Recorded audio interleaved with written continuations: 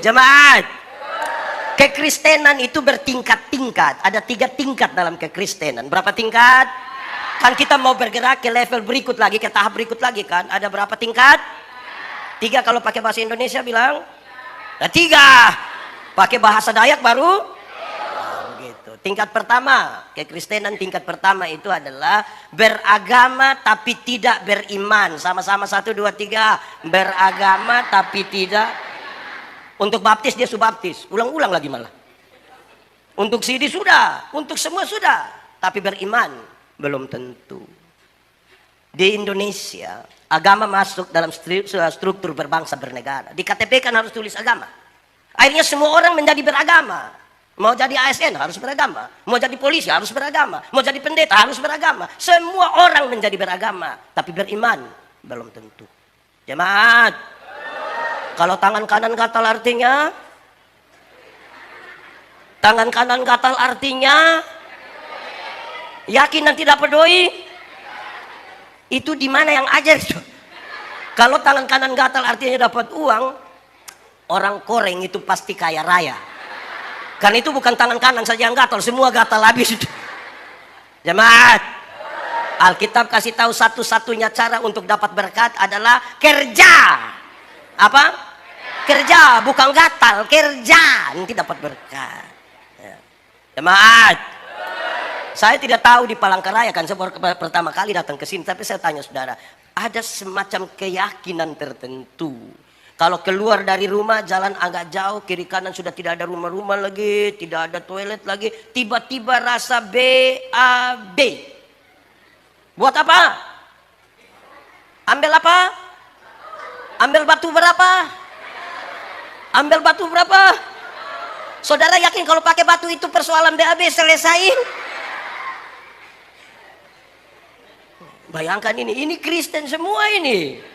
Beragama tapi belum tentu itu dia soal ada di situ. Tingkatan kedua, kita bisa ukur. Tingkatan kedua, bertobat tapi tidak berbuah. Sama-sama 1, 2, 3. Untuk bertobat dia sudah bertobat. Untuk mabuk tidak mabuk lagi, tidak judi lagi, semua tidak lagi. Tapi tidak berbuah. Karena tidak berbuah maka dia selalu bicara tentang masa lalu. Kita kasih kesempatan bicara sedikit, kasih kesekian, dia datang waktu tahun 1970. Dia pindah di ibadah berikut, ulang lagi waktu tahun 1970. Pindah berikut lagi, ulang lagi waktu tahun 19. Satu saat dia berdiri di depan, orang-orang baku korek bilang 1970. Di Palangkaraya ada. Ini orang tua dan takut omong semua ini. Oke. Ketiga, ini yang paling tinggi. Tahap yang paling tinggi itu adalah berbuah. Sama-sama. Dalam hal inilah Bapakku dipermuliakan, yaitu jika kamu berbuah banyak dan buahmu itu tetap, supaya apa yang kamu minta kepada Bapa dalam namaku diberikannya kepadamu. Jemaat, berbuah bagi Tuhan gampang atau susah? Susah atau gampang? Gampang atau susah? Kalau ada yang bilang susah-susah gampang, itu tidak ada jawaban. Berbuah bagi Tuhan gampang atau susah? Gampang. Teorinya ringan. Ranting yang melekat pada pohonnya, buah keluar dengan sendirinya tanpa disuruh. Jemaat, tahu pohon mangga? Pernah lihat pohon mangga berbuah? Pernah lihat orang Dayak ancam pohon mangga supaya berbuah? Ranting yang melekat pada pohonnya, buah keluar dengan sendirinya tanpa disuruh. Ada amin. Jemaah, banyak orang rindu berbuah tapi tidak mau melekat pada pohonnya. Akhirnya buahnya ada tapi buah plastik. Jemaat, tahu jeruk plastik, pisang plastik, advokat plastik, enak? Pernah rasa? Jemaat, anak kelas 4 SD tahu di satu pohon, ya bagian pohon yang mencari makanan namanya akar. Dari akar dia kirim ke mana? Daun. Melalui apa? Batang. Sampai di daun ada proses apa? Apa? Terus setelah jadi sari-sari makanan dia kirim ke ranting-ranting, buah keluar tuh. Amin. Anak sekolah minggu saja tahu. Anak sekolah minggu tahu. Yesus pokok dan yang lain tidak tahu ini lagu. Saudara tidak tahu ini lagu. Lalu kenapa suruh saya solo? Sambil tepuk tangan 3, 4. Yesus pokok dan tinggallah di dalam. Lebih kuat Yesus. Yesus pokok dan tinggallah di dalam. Lebih kuat lagi Yesus. Dan kitalah caranya, tinggallah di dalamnya. Pasti kau akan apa? Kan hanya begitu. Anak sekolah minggu juga tahu kan? Ranting melekat pada pohonnya, buah keluar dengan sendirinya tanpa disuruh. Sudah berbuah. Kenapa suara hilang? Ada sakit. Nah itu di bagian awal saya perlu sampaikan, kan kita mau bergerak ke tahap berikutnya, tapi definisikan kita ada di tahap apa, jemaat. Lalu kita baca teks yang pertama itu Roma pasal berapa? Pasal berapa? Ayat berapa? Sampai berapa? Oke. Dia kasih tahu persembahan, sama-sama. Persembahan itu kata dasarnya sembah, apa? Bukan sumbang. Dalam gereja, dalam tata ibadah kita, bagian pemberian itu namanya bukan persumbangan, tapi datang kepada Tuhan dalam penyembahan. Itulah kita tidak datang dengan tangan hampa, tapi ada sesuatu yang kita bawa kepada Tuhan. Nanti persembahan tubuh sebentar kita bicara. Tapi ini tentang apa yang kita bawa kepada Tuhan. Datang dalam penyembahan. Jemaat.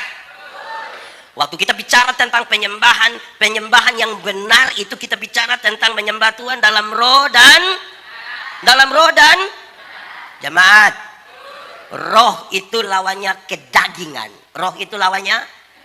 Saudara tidak bisa datang menyembah Tuhan dalam kedagingan. Yang biasa pilih-pilih pendeta itu. Di sini ada yang biasa pilih-pilih pendeta. Kalau dia baca, oh ini yang pimpin, ibadah ketiga saja, ini setan yang pimpin. Di Palangkaraya ada begitu. Ada di sini dia. Anak muda atau orang tua itu? Kedagingan. Saudara tidak bisa datang menyembah Tuhan dalam kedagingan, tidak bisa. Roh. Yang kedua,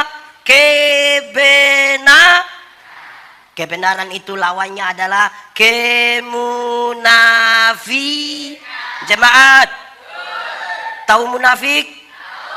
Coba angkat tangan yang munafik. Tidak ada. Orang di sini jujur-jujur semua. Tepuk tangan dulu, ini orang jujur semua. Itu sudah naik level itu kalau jujur-jujur semua. Hai jemaat. Banyak orang kira dia hidup dalam kebenaran, padahal belum tentu. Kebenaran dalam Alkitab itu punya 3 dimensi. Berapa dimensi? 1, kebenaran dalam Alkitab itu berdimensi legal. Berdimensi apa? Legalitas, ikut aturan. Semua bentuk pelanggaran terhadap aturan Tuhan tidak setuju. Tuhan tidak mau orang hidup benar itu ikut aturan. Amin. Ini persis seperti kalau kita naik motor. Tahu motor? Pernah naik motor? Siapa punya motor? Sendiri punya? Sudah lunas? Ya memang perlu kasih lunas, kasihan itu yang jual itu. Kalau naik motor, SIM ada, STNK ada, lampu-lampu ada, kaca spion ada operasi lalu lintas di jalan situ. Berani masuk? Berani, kan kita ikut aturan. Tapi coba kalau SIM tidak ada, tidak pakai helm, STNK tidak ada, lampu-lampu tidak ada, kaca spion tidak ada, operasi lalu lintas di situ, berani pergi? Kenapa tidak berani? Tapi kan saudara punya om polisi kan? Kalau ada SIM, STNK ada, lampu-lampu ada, kaca spion ada, lengkap-lengkap, operasi di situ kita pergi. Sampai di situ polisi tidak tahan, kita putar kembali. Polisi bilang, kenapa kau putar? Pak, tolong tilang saya. Karena ikut aturan. Yang suka langgar aturan itu yang dia jalan. Orang kalau datang kantor, di sini ada yang sudah kerja kantor. Kerja di kantor, bukan kerja kantor. Sudah ada yang kerja di kantor. Rata-rata masuk kantor jam berapa? 4:30. Masuk kantor jam berapa? Jam berapa? Jam 8. Kalau jam 8 masuk kantor, dia pergi 7:30, kan cara jalannya gampang saja. Selamat pagi semua, apa kabar? Itu kalau datang tepat waktu. Bayangkan kalau masuk kantor jam 8 baru dia pergi 11:30. Saudara bisa bayangkan dia punya cara jalan. Kan dia ikut aturan. Kebenaran itu legal, ikut aturan. Kedua, kebenaran dalam Alkitab itu punya dimensi moral. Punya dimensi apa? Moralitas. Moralitas itu kesatuan antara pikiran, perkataan, dan perbuatan. Kesatuan antara apa? Pikiran, perkataan. Orang tanya saya, pendeta, khotbah yang baik itu yang bagaimana? Saya bilang, engkau punya maksud. Khotbah yang baik itu tulis atau tidak tulis? Berapi-api atau berair-air? Saya bilang, khotbah yang baik bukan soal tulis atau tidak tulis. Bukan soal berapi-api atau berair-air. Khotbah yang baik ialah bicara apa ya buat itu sudah. Jangan omong lain, buat. Ada yang lebih parah lagi, pikir lain, omong lain, buat lain. Hasilnya kelainan. Jadi kalau saudara ketemu orang kelainan itu kan tidak sinkron semua. Di Palangkaraya ada kelainan dia. Ketiga, kebenaran dalam Alkitab itu punya dimensi sosial. Punya dimensi apa? Sosialitas. Sosialitas itu artinya kepekaan. Untuk turut mengambil bagian dalam penderitaan orang lain. Kenapa saya harus solidar dengan seseorang? Karena Tuhan Allah lebih duluan solidar dengan saya. Hendaklah kamu saling mengasihi. Karena Tuhan lebih dahulu mengasihi kamu. Amin. Jemaat. Pernah belanja di swalayan? Pernah tawar di swalayan? Kenapa tidak berani tawar di swalayan? Di situ tertulis 99.900, ambil 100.000 dia kasih. Orang kasih kembali permen satu, yang kau dapat saja, jangan ukur saya. Pemilik swalayan orang kaya atau orang miskin? Saudara lihat, beli di orang kaya tidak tawar. Tapi kalau pagi-pagi ada oma-oma jual sayur, itu oma susah sekali. Mungkin pulang jual sayur dia sudah mati. Itu tawar atau tidak? Oh, tahu juga. Itu tawar, itu mengerikan. Dia tanya oma, sayur berapa? Oma senang ini. 3.000. Dia sengaja kaget. 3.000. Boleh 9.000. Kadang-kadang tambah satu kalimat di belakang. Boleh 9.000. Oma tanam sendiri juga. Itu kalau saya jual, saya bilang bawa gratis saja. Kau bawa gratis, saya tidur setahun-tahun begitu. Jemaat, mulai besok tawar sayur itu kebalik dari itu. Tanya dia, oma sayur berapa? 3.000. Maaf, boleh 3.000? Kalau besok sampai ada orang tawar sayur begitu 3.000 jadi 3.000, hanya 3 kemungkinan. Kemungkinan pertama itu orang punya solidaritas sosial yang sangat kuat, sangat hebat, pantas ditiru, pantas dipuji. Tapi yang kedua mungkin makam puji itu. Atau mungkin yang ketiga gila dia itu. Kita tentukan saja kita di mana. Itu kebenaran begitu. Baik, jemaat. Menyembah Tuhan dalam roh dan kebenaran itu dalam gereja, kalau kita mau naik sedikit di level itu diskusi yang sangat kuat antara Tuhan Yesus dengan perempuan di sumur Yakub dalam Yohanes 4. Nenek moyang kami menyembah Tuhan di Gunung Gerisim, tapi kamu menyembah Tuhan di Bait Allah di Yerusalem. Tuhan Yesus bilang, Allah itu roh. Akan tiba waktunya dan sudah tiba waktunya kamu akan menyembahnya dalam roh dan kebenaran. Bukan lagi di Gerisim atau bukan lagi di Bait Allah di Yerusalem. Tidak bisa ada lagi tembok-tembok gereja yang membatasi Tuhan ada di sini sehingga siapa butuh Tuhan datang ke sini. Tidak. Allah itu roh. Kamu akan menyembahnya dalam roh dan kebenaran. Bagaimana menjelaskannya? Ada 3 hal. 1.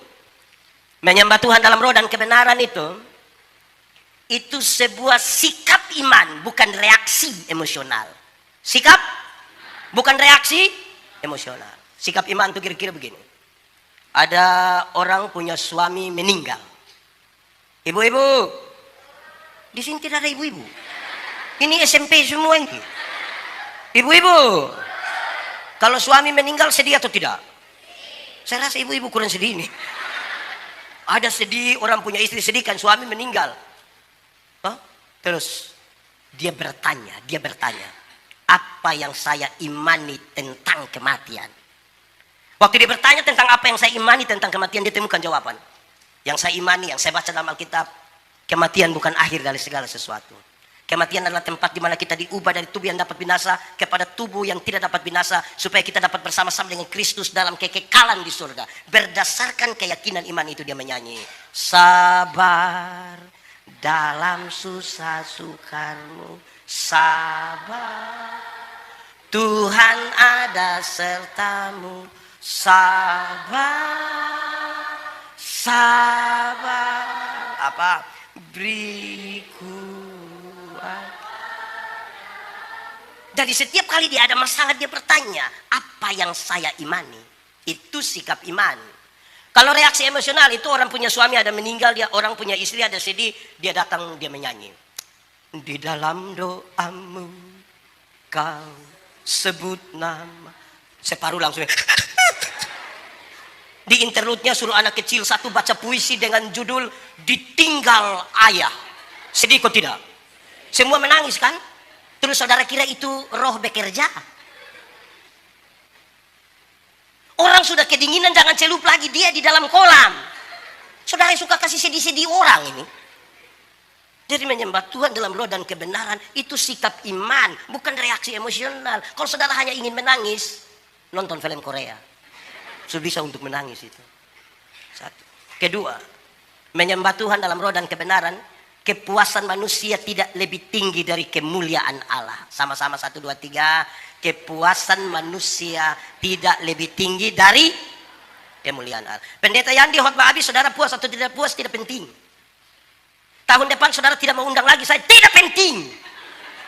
Yang lebih penting adalah kemuliaan Allah dinyatakan. Di sini ada yang tukang judi. Terus pendeta bilang, "Hey, stop judi." Dia setuju atau tidak? Tidak setuju. Tidak penting kan? Yang lebih penting kemuliaan Allah dinyatakan.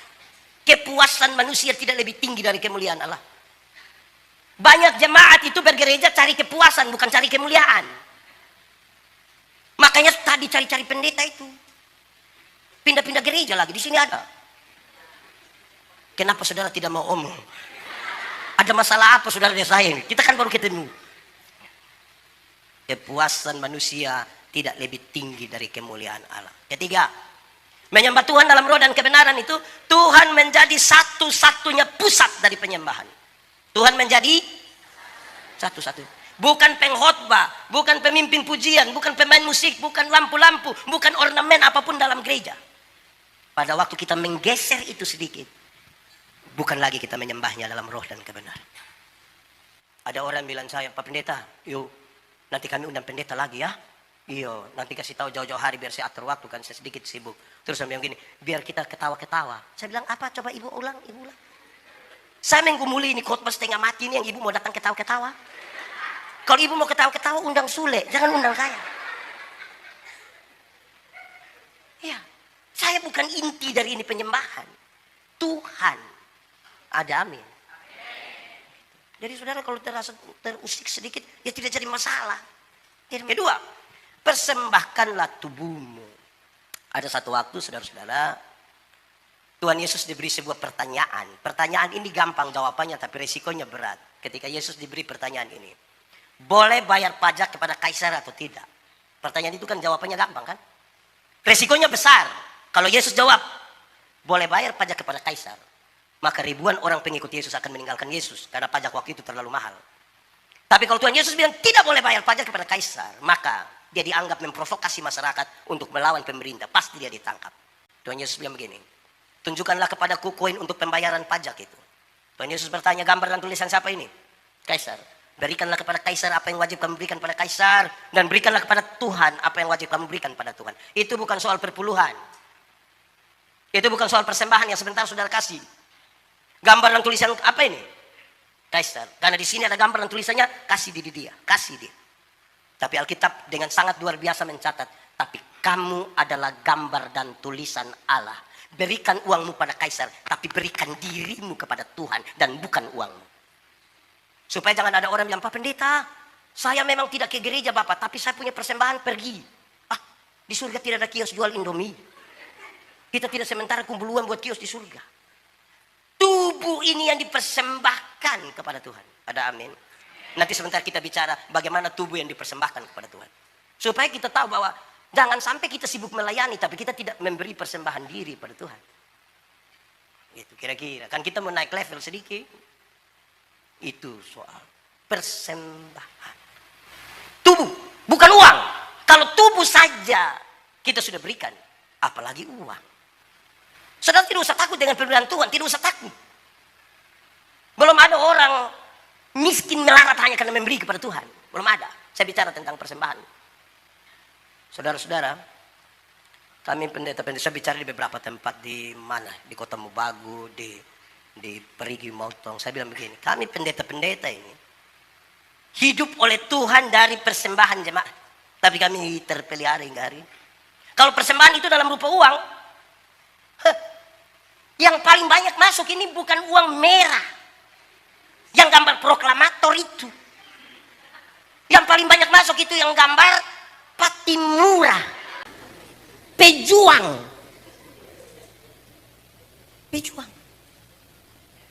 Kenapa Patimura itu? Dia taruh di pedang begini. Karena ada yang kucak-kucak begini, sampai-sampai itu pedang mau patah itu Patimura. Tapi kami hidup hingga hari ini. Amin. Terus takut. Ada orang tua satu dia kasih persembahan, dia lipat tipu tangan. Saya bilang, Bapak, kenapa sampai itu tangan macam begitu? Dia bilang, pendeta, kalau tangan kanan memberi, tangan kiri tidak boleh tahu. Saya bilang, iya Bapak, tapi saya tahu. Dia bilang, pendeta tahu apa? 1000. Makanya begini. 100 tidak mungkin begini. Begini. Sudah begini lagi bisa saja pakai sengaja batok lagi. Jadi duluan persembahan tubuh ini itu, persembahan diri ini tuh kepada Tuhan tuh. Amin. Jemaat. Saya melayani di pedalaman NTT di Pulau Selatan dulu kira-kira 5 tahun. Kalau pulang di musim timur kami naik kapal feri itu gelombang cukup besar. Wih, mengerikan itu gelombang. Kalau gelombang sudah begini mereka datang cari pendeta. Boleh kita ibadah? Di darat tidak ibadah Bapak, di laut kami ibadah. Di bagian persembahan itu kami tidak pakai tangguk persembahan yang merah-merah itu. Di mana itu? Kami tidak pakai. Pertama karena memang tidak ada. Kedua, kami harus pakai dos yang besar itu. Dos. Kenapa harus dos? Ibadah di laut itu, kalau laut sementara bergelora di bagian persembahan, yang bawa dos itu datang, sekali isi tangan di dalam saku ini, dapat berapa saja semua langsung masuk. Tidak lewat otak. Dia beda kalau ibadah di darat. Beda atau tidak? Beda. Termasuk yang sebentar ini. Yang bawa persembahan datang, kita taruh tangan dalam saku begini, macam agak lama begitu. Terus mata 2-3 kali putar-putar. Ini mata macam ada firasat itu. Terus dia ambil persembahan, dia taruh begini. Yang bawa persembahan sudah lewat, baru dia kaget. Kenapa? Saya isi yang merah tadi. Menyesal. Jemaat, pernah salah isi? Wih, itu macam bagaimana kalau kita salah isi? Pendeta Yandi pernah mengalami 2 kesalahan isi. Rencana isi 10.000. Ternyata yang terisi 100. Wih, macam menyesal saya tuh. Saya kira menyesal sekali. Jemaat, pernah ada yang datang di gereja singgah di kios? Pernah atau tidak? Pernah? Itu singgah di kios untuk apa? Tukar kasih besar? Ada harus begini. Kedua, saya punya masalah kedua. Pernah alami ini, mengerikan saya alami ini. Kedua, satu saat seperti tadi begitu, saya turun pesawat, harus langsung pimpin ibadah. Mereka bilang, Pak Pendeta yang tidak bisa lambat, harus langsung pimpin, kan jemaat sudah menunggu. Saya ambil toga, saya langsung pakai, bagian persembahan saya ambil, langsung isi, santai-santai, selesai ibadah, kami duduk-duduk minum kopi begini, saya coba taruh tangan dalam saku. Kok ada kertas macam uang? Saya coba kasih keluar. Ini persembahan yang saya mau kasih tadi.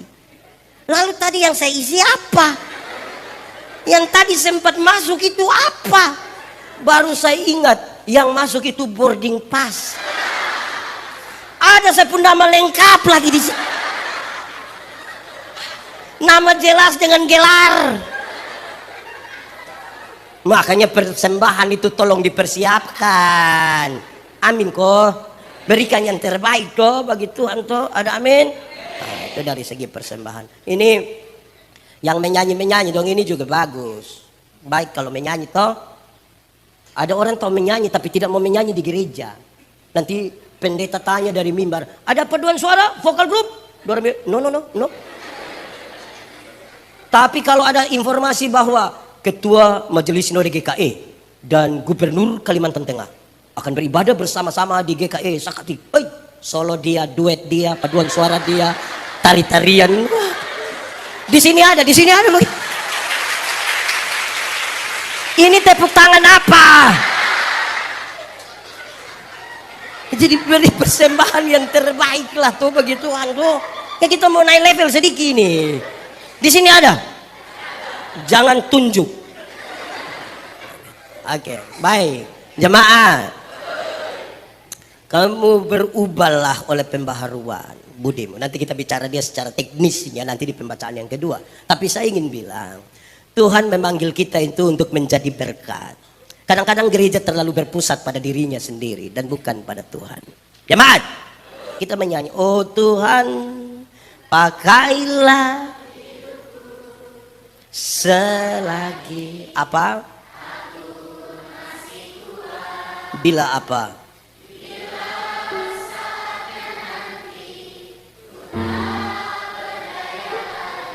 Hidup ini. Jemaat, akan ada satu waktu saudara tidak berdaya lagi. Mungkin karena umur, mungkin karena sakit, mungkin karena kecelakaan, saudara tidak berdaya lagi. Tapi ketika orang bercerita tentang saudara, orang bilang begini, itu orang biar sudah begitu, tapi sudah jadi berkat. Jangan dari berdaya sampai tidak berdaya, tidak pernah jadi apa-apa. Hanya jadi beban saja. Lama-lama dia baru muncul di situ, orang-orang baku korek, beban masuk. Hidup itu jadi berkat sedikit. Di sini ada hanya jadi beban. Ada. Boleh tunjuk.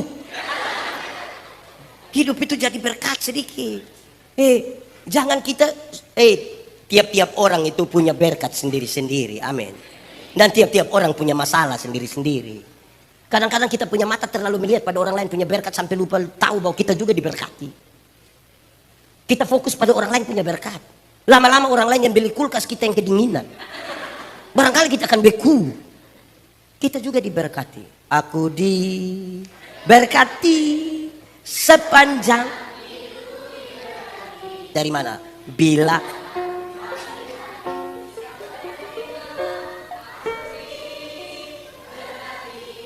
Jemaat. Kadang-kadang ini jemaat orang tidak tahu lagu. Kita menyanyi makin dekat Tuhan. Separuh tidak menyanyi dong begini.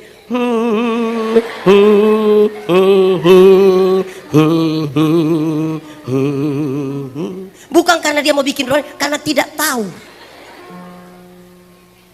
Lagu rohani tidak tahu, tapi kalau itu lagu yang jang balik tidak usah lanjut lagi itu. Gitu saudara-saudara. Jangan hanya lihat orang lain, nanti kita iri hati. Di sini ada yang biasa iri hati. Ada. Dia paham apa? Iri hati ialah. Lebih baik saya rugi, asal engkau rugi lebih banyak, daripada saya untung, tapi engkau untung lebih banyak. Maksudnya begini, ada dua orang suka iri hati, orang dua berdoa kepada Tuhan. Tapi karena Tuhan tahu dua-dua tukang iri hati, Tuhan bilang malaikat urus orang dua. Malaikat datang, malaikat bilang kamu dua ini tukang iri hati ini. Jadi hanya satu saja yang boleh berdoa, yang satu tidak boleh berdoa. Tapi yang berdoa ini minta apa? Yang tidak berdoa akan dapat 2 kali lipat. Jadi misalnya Bapak berdoa minta motor 1, saya yang tidak berdoa akan dapat motor 2. Di antara kamu dua siapa berani berdoa? Dua-dua tidak mau. Dua-dua tidak mau. Akhirnya sepakat, coba kita tarik lot saja. Siapa yang akan berdoa? Ternyata waktu undi, saya yang harus berdoa. Saya pikiran ini. Kalau saya minta kaya, pastikan beliau lebih kaya. Sudah. Pikir-pikir saya berdoa begini saja. Tuhan, tolong kasih saya punya mata buta 1. Kalau saya punya mata buta 1, beliau buta berapa? Buta 1 rugi atau tidak? Oh tidak, sini saya coba ke sini. Buta 1 rugi atau tidak? Tapi lebih senang lihat orang buta. Sebentar pulang dari sini ada orang bawa motor hampir tabrak, dia silih sedikit, lewat 20 meter itu orang jatuh. Bruk, kita bilang apa? Mampu. Cek begini dia punya papa yang jatuh. senang sekali lihat orang susah, dan susah sekali lihat orang. Di Palangkaraya ada, di GKI ada. Ya. Jemaat, mari kita lihat hal-hal praktisnya. Kita mau naik level sedikit, mau bergerak ke tahapan berikutnya. Paulus punya salah seorang murid rohani namanya Di sini ada nama Timotius? Tidak ada. Frankie? Paulus punya murid rohani satu namanya Timotius itu ditabiskan untuk menjadi uskup di Efesus. Tapi dia masih muda sekali. Muda. Sementara di Efesus ada banyak orang yang sudah tua, merasa berpengalaman sekali. Mereka dari banyak yang merasa berpengalaman itu adalah pengajar-pengajar sesat. Jadi ada ajaran sesat, ada pengajar sesat. Seorang anak muda akan pergi ke sana. Paulus nasihat dia, "Hai Timotius, engkau sampai sana ini dia punya tantangan. Tidak usah berbantah-bantah dengan mereka, tidak usah. Tidak usah baku balas dengan mereka. Yang engkau harus lakukan adalah jadilah teladan." Sama-sama 1 2 3. Lebih kuat 1 2 3. Kasih tahu kawan di sebelah 1 2 3. Jemaat, keteladanan itu bertingkat-tingkat. Kan kita mau ke level berikutnya. Keteladanan itu bertingkat-tingkat. Ada 5 tingkat. Berapa tingkat? 5 pakai bahasa Indonesia, pakai bahasa Inggris, pakai bahasa Dayak, pakai bahasa Timur. Oke, 5. Kita bisa ukur kita di level mana dan mau bergerak kemana. 1, engkau mesti jadi teladan dalam perkataanmu. Sama-sama, perkataanmu. Kata-kata dari orang-orang Kristen itu harus kata-kata yang terukur, yang melewati proses berpikir yang baik, melewati proses beriman yang baik, baru dia boleh berbicara satu kali. Tuhan menciptakan manusia, ada 2 mata, ada berapa telinga, ada berapa mulut. Ulang, berapa mata, berapa telinga, berapa mulut. Ada banyak maksudnya. Salah satunya adalah lihat 2 kali, dengar 2 kali, bicara berapa kali? Lihat ulang-ulang, dengar ulang-ulang, bicara berapa kali? Karena ada banyak orang tidak ada mata, tidak ada telinga, tapi dia punya mulut 7. Tidak tahu apa-apa, bicara macam tahu-tahu. Itu yang bikin kacau gereja itu di situ. Yang bikin kacau ini negara Republik Indonesia itu yang tidak tahu apa-apa tapi bicara macam. Di sini ada kata-kata yang keluar dari mulut orang Kristen itu terukur. Karena itu pesannya gampang saja, pesannya gampang. 1, mulut orang Kristen tidak boleh tipu. Tidak boleh. Jemaat, tipu boleh atau tidak? Tipu boleh atau tidak? Kalau untuk kebaikan kita tipu sedikit boleh? Apa? Tidak ada tipu untuk kebaikan. Tipu itu tipu. Satu tipu itu bisa melahirkan tipu baru. Bapak, kenapa tidak ke gereja? Perasaan dengan pendeta tanya, dia bilang, saya sakit pendeta. Ini tipu ini. Ketemu istrinya, kita bilang, ibu, bilang bapak ada sakit. Karena ibu tidak tahu, ibu bilang, tidak, ada baik-baik itu. Kita ketemu dia, kita bilang, bapak, ibu bilang bapak tidak sakit. Terus dia bilang, sebenarnya saya sakit tapi belum kasih tahu ibu. Satu tipu melahirkan tipu baru. Alkitab bilang bapa dari segala penipu ialah iblis. Jadi pada waktu kita tipu kita punya bapa nama oh. Mulut orang Kristen itu tidak boleh maki. Tidak boleh apa? Di sini ada yang biasa maki-maki. Dia ada di sini. Aduh itu orang. Jemaat. Maki ialah mengeluarkan barang-barang yang tidak perlu dikeluarkan. Itu barang diam-diam di situ kita omong supaya kenapa? Kalau ada anak kecil dia maki tanpa kita setuju kita masih bisa terima. Kan itu anak tidak mengerti itu. Anak kecil itu kalau dia mandi habis biar dia tidak pakai apa-apa. Papa mama punya tamu ada. Biar dia tidak pakai pakaian dia bisa keluar. Kan dia tidak mengerti. Betul kok tidak? Tapi coba dia punya bapak coba. Mandi habis begitu orang ada latihan-latihan menyanyi baru keluar. Hai besti. Tidak bisa. Tidak bisa. Jadi yang tukang maki-maki itu stop sudah. Amin kok. Ketiga, mulut orang Kristen itu tidak boleh membuli, tidak boleh membuli. Di sini ada yang biasa bully orang. Itu jelas itu ya. Kadang-kadang ada teman satu kulit hitam sedikit, kita ganti dia punya nama. Black. Yang kulit hitam itu datang, dia bilang, "Salam." Terus yang biasa bully itu dia bilang, "Suara ada tapi orang di mana?" Ini bully, ini tidak bisa. Ini anak muda dong, ini anak-anak muda ini biasa. Aduh, repot sekali. Tidak boleh ya. Amin kok. Jemaat. Kreativitas itu boleh saja, tapi kreativitas dibangun di atas hal yang benar. Ada satu mikrolet di Kupang. Ada tulisan di samping pintu itu. Tulis bilang begini. Kalau mau umur panjang, pura-puralah tuli.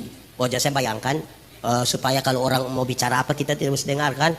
Saya bayangkan begitu. Ternyata bukan itu yang dia maksud. Ada lanjutan di bawah, dia bilang begini. Kalau mau umur panjang, pura-puralah tuli, supaya kalau Tuhan panggil, engkau tidak dengar, engkau jalan terus. Saya bilang manusia macam begini, ini Tuhan tidak panggil. Nanti dia pergi sendiri. Kita ini kadang-kadang ini terlalu bagaimana. Di sini ada yang begitu, yang sudah malas ke gereja lagi, duduk miras lagi di situ. Pendeta tanya, "Hei, ada buat apa?" "Perjamuan, Bapak." Di sini ada yang biasa ngomong-ngomong begitu, ada.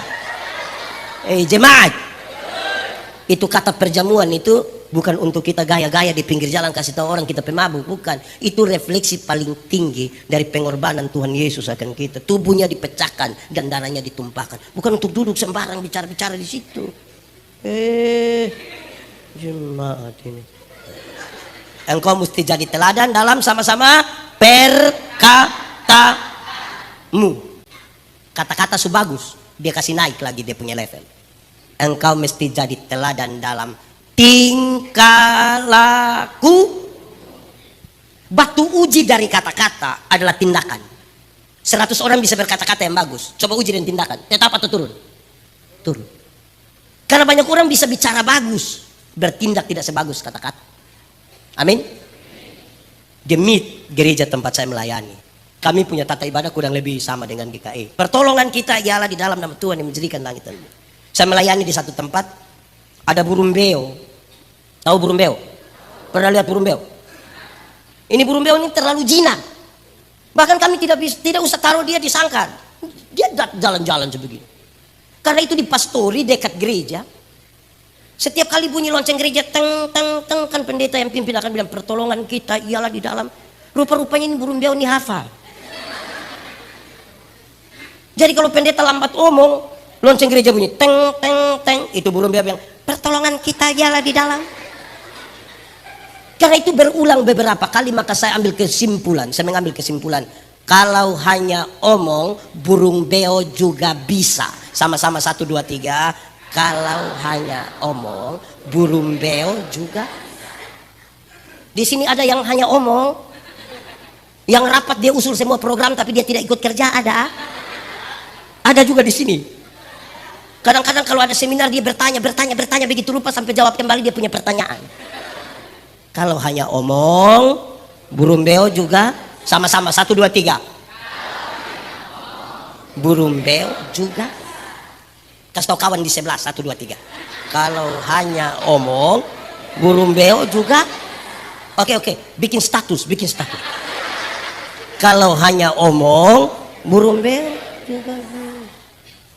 Jadi batu uji dari kata-kata itu tindakan. Lihat kita pun tindakan. Sekarang tindakan sudah baik, dia kasih naik level lagi. Tadi teladan dalam apa? Perkata. Level 2, tingkah laku. Dia naik lagi. Tingkah laku sudah bagus. Dia kasih naik. Engkau mesti jadi teladan dalam kasih. Teladan dalam kasih. Saudara-saudara, ingat bahwa tidak semua tindakan yang baik itu dibangun di atas motivasi yang benar. Belum tentu. Ingat bahwa tidak semua senyum tulus. Saya datang, saya bilang shalom, saudara bisa bilang shalom. Saya lewat baru saya bilang, Betul. Karena itu Paulus bilang, apapun yang kamu perbuat, perbuatlah dengan segenap hatimu, seperti untuk, dan bukan untuk. Saya khotbah di banyak bank di Indonesia. Saya bilang begini, ini ibu-ibu yang kerja di bank ini cantik-cantik semua. Mau lihat jauh, lihat dekat, tetap cantik. Dorang pakai pakaian bagus-bagus lagi. Kerja di ruangan kerja yang tertata rapi lagi, ber-AC lagi. Kita pergi ke bank ini macam kita tidak mau pulang. Macam mau lihat-lihat dorang terus begini. Kita baru naik di tangga terakhir. Dengan santun sekali dorang bilang begini, selamat siang, ada yang bisa kami bantu? Terus saya tanya dorang, ibu-ibu, siapa di antara ibu-ibu yang bangun pagi, lihat suami pas bangun, terus dia bilang, selamat pagi, ada yang bisa kami bantu?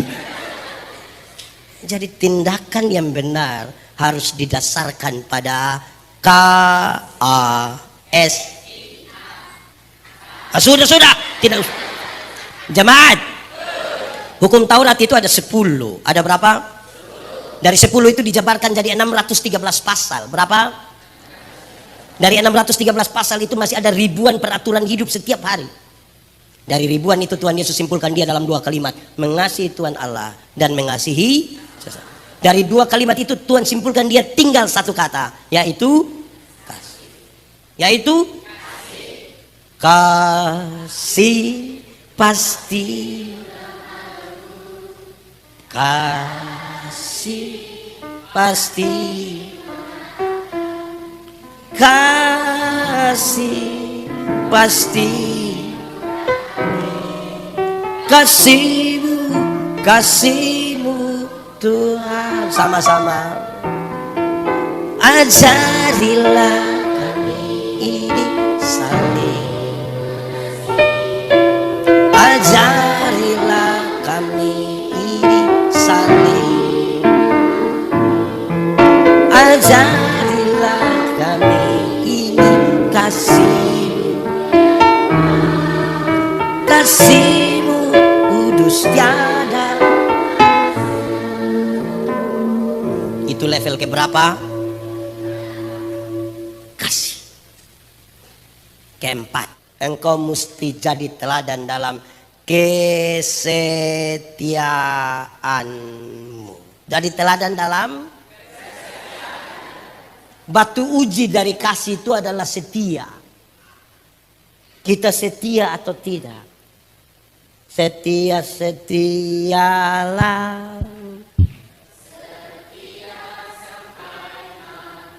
Seperti siapa? Seperti Tuhan. Setia sampai kapan?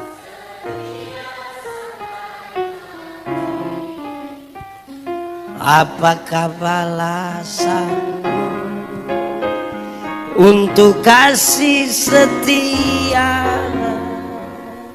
Setia, setia, setia. Jemaat, yang ini setia semua. Saya lihat agak menurun.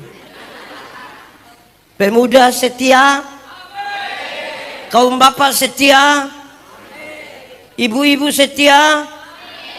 Dunia kiamat sudah. Jadi setia. Setia itu komitmen satu hari demi satu hari demi satu hari demi satu hari. Setia itu komitmen pribadi melibatkan orang lain dan melibatkan Tuhan. Setia itu berlaku terus menerus. Jemaat, ada satu istri bilang pada suaminya, Papa, saya lihat Papa ini sudah tidak setia. Papa ini sudah tidak seperti yang dulu lagi. Papa sudah berubah. Suaminya bilang, berubah bagaimana Mama? Papa sudah berubah. Coba Mama bilang, Papa ini dulu sedikit-sedikit sudah ajak Mama makan. Dulu sedikit-sedikit Papa sudah ajak Mama beli pakaian. Dulu Papa kalau datang tuh langsung bilang, tutup mata sayang, tutup mata, tutup mata. Bah. Sekarang Papa sudah tidak begitu lagi, Papa sudah berubah. Terus suaminya bilang begini, Mama, coba Mama pikir baik-baik. Coba Mama pikir. Nelayan mana?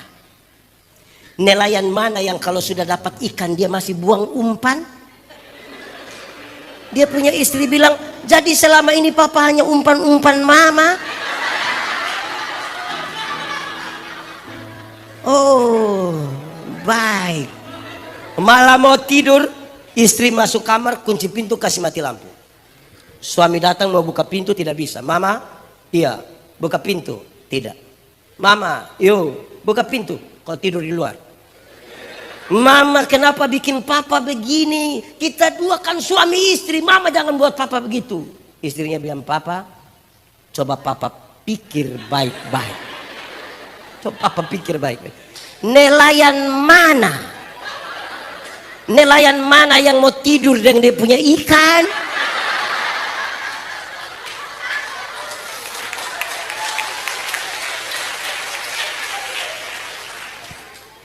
Ku mau setia sampai akhir. Tidak tahu ini lagu. Sudah saya tidak menyanyi kalau begitu. Repot ini. Setia seperti wanita mengurapi, menangis di bawah kaki. Demikian hidupku mau mengasihimu. Yesus, engkau baik bagi sampai akhir, sampai akhir.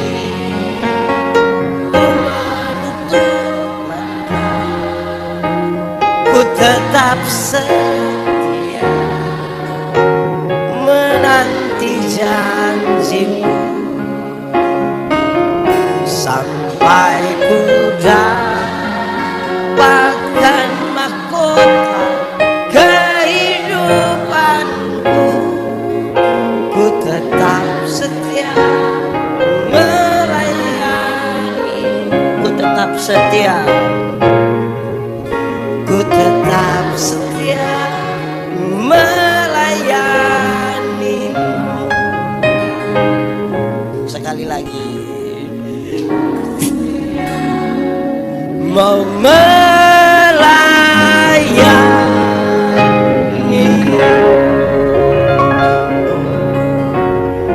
Khotbah belum habis, masih ada tambahan sedikit lagi. Mau pulang cepat-cepat bikin apa? Lebih baik 1 hari di rumah daripada setia sudah bagus ini. Setia sudah bagus ini. Dia naik level lagi. Engkau mesti jadi teladan dalam kesucianmu. Batu uji dari setia adalah kesucian. Ada orang setia tapi tidak menjaga kesucian. Jemaat, di sini ada yang dia punya HP pola rumit. Ada yang mesti pakai sidik jari lah, pakai kontak mata lah, ada. Rahasia negara apa yang dia ada taruh di situ? Hei, repot lah. Jemaat, yang paling tinggi dari level kita itu adalah kesucian. Kata-kata, tingkah laku, kasih, kesetiaan, urusan dengan manusia. Waktu kita bicara kesucian, Tuhan menyelidiki hati. Kenapa kesucian jadi kata kunci? Dengar, Tuhan yang kita sembah itu Tuhan yang suci, Tuhan yang kudus. Yang kudus suci tidak dapat bersatu dengan tidak kudus. Tanggalkanlah kasutmu, sebab tempat di mana engkau berdiri itu kudus. Kalau suci itu terang, tidak suci itu gelap. Yang terang tidak dapat bersatu dengan yang gelap. Amin. Jemaat, kalau kita diterang bisa lihat orang di gelap? Bisa? Orang di gelap bisa lihat kita diterang? Lalu kenapa kadang-kadang kita sudah diterang kembali ke gelap? Orang diterang biasa pulang ke gelap itu kan dia suka begini, dia suka begini. Apa ini? Kalau dia sudah begini tidak lama dia akan bilang, anak muda, anak muda? Suci, amin. Mantap. Terang, yes. Terang, mantap. Oke. Lalu kenapa kamu suka pacaran di gelap-gelap? Di sini ada anak muda biasa pacaran di gelap-gelap. Coba tunjuk, coba tunjuk. Ah, jemaat. Jemaat. Ini poinnya. Kadang-kadang kita aktif melayani. Kita maha hadir dalam ibadah. Maha hadir. Semua ibadah kita hadir. Senin sampai Minggu. Kaum bapak kita ikut. Lansia kita ikut. Anak sekolah minggu pun kita ikut. Semua kita ikut. Menyatu dengan Tuhan? Belum tentu. Pendeta Yandi khotbah tiap hari. Menyatu dengan Tuhan? Belum tentu. Kita jadi aktivis pelayanan. Karena kita tidak menjaga kesucian hidup. Akhirnya kita aktif dengan banyak jadwal, dengan banyak kegiatan dari pagi sampai malam.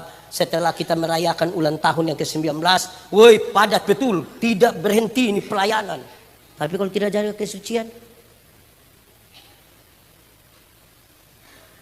kenapa lihat saya? Ini kita punya batu uji paling tinggi dari tadi. Kita ucapkan satu-satu. Jadilah teladan dalam perkataanmu. Terus jadilah teladan dalam tingkah.